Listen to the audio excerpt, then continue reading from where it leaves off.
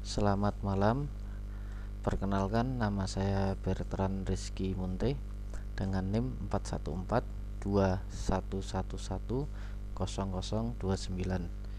Di sini saya akan membuat video untuk tugas besar 2 dengan mata kuliah pemrograman komputer 1. Pada tugas ini diberikan tugas untuk mengolah data dari database MySQL langsung dengan library NumPy, Pandas, Matplotlib, dan Seaborn. Setelah itu data dari database ditampilkan menggunakan grafik berbentuk line plot, box plot, dan scatter plot. Dan untuk databasenya bebas. Nah, langsung saja. Di sini saya menggunakan XAMPP untuk kontrol panelnya. Dan di sini saya sudah membuat database elektro baru, di mana memiliki struktur sebagai berikut. Yang pertama adalah tabelnya komponen elektronika, dan strukturnya seperti berikut, yaitu ada 6 field. Yang pertama ID, nama komponen, kategori, harga, stok, dan tanggal masuk. Oke, berikutnya saya akan langsung saja untuk presentasinya. Tujuan dari tugas ini adalah untuk menganalisis data stok dan harga komponen elektronika. Yang kedua adalah menampilkan tren masuknya komponen, dan yang terakhir adalah menggunakan visualisasi data untuk memahami pola distribusi harga dan stok. Sedangkan untuk datasetnya saya menggunakan database bernama ElectroDB dan tabel komponen elektronika, di mana komponen elektronika ini, tabel ini memiliki feed atau properti, yaitu ID bertipe integer, nama komponen varchar, kategori varchar, harga integer, stok integer, dan yang terakhir adalah tanggal masuk.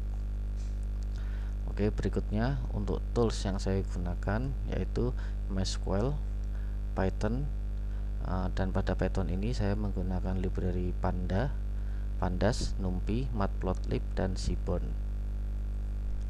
Berikutnya untuk kode programnya adalah sebagai berikut. Jadi yang pertama adalah melakukan koneksi database ke MySQL.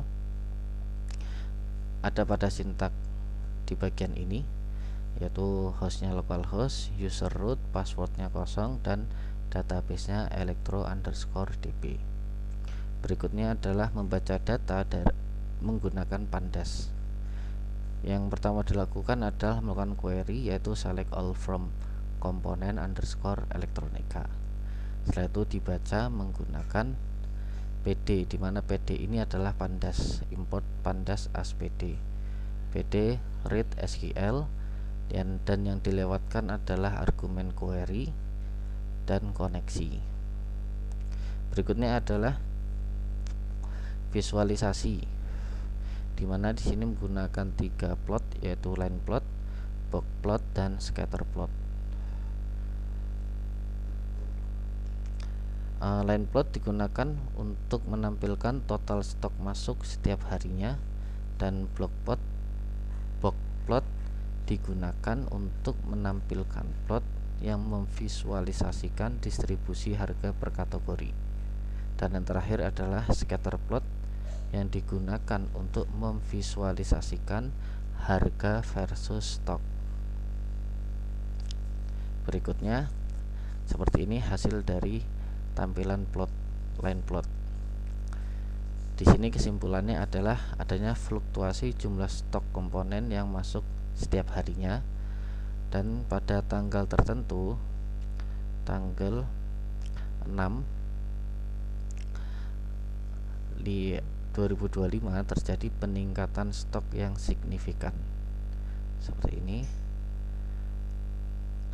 Dan berikutnya kesimpulannya adalah fluktuasi ini bisa mengindikasikan variasi pada jadwal pengiriman atau kebutuhan produksi yang berubah-ubah. Berikutnya adalah box plot, di mana box plot ini digunakan untuk memvisualisasikan harga per kategori. Pada plot ini dapat dipahami yaitu kategori IC memiliki harga median tertinggi, ada di sini dengan rentang yang cukup lebar, sedangkan resistor dan dioda di sini cenderung memiliki harga yang stabil dan rendah. Dan yang terakhir adalah transistor dan kapasitor berada di tengah-tengah dengan variasi harga yang sedang. Plot berikutnya adalah scatter plot yang berfungsi untuk memvisualisasikan harga dan stok. Dari plot ini bisa diambil kesimpulan. Yang pertama adalah terlihat korelasi negatif. Komponen yang harganya mahal cenderung memiliki stok lebih sedikit. Sebagai contoh adalah IC dengan scatter warna hijau, titik hijau ini, dimana memiliki stok 100 lebih sedikit dan harga yang mahal.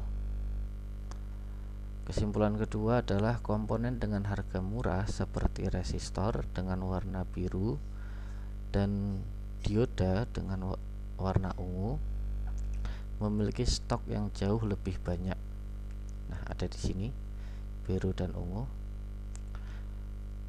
karena biasanya dibutuhkan dalam jumlah yang besar. Dari visualisasi ini membantu strategi pengadaan. Barang mahal cenderung dipesan sesuai kebutuhan, sedangkan barang murah disetok dalam jumlah besar.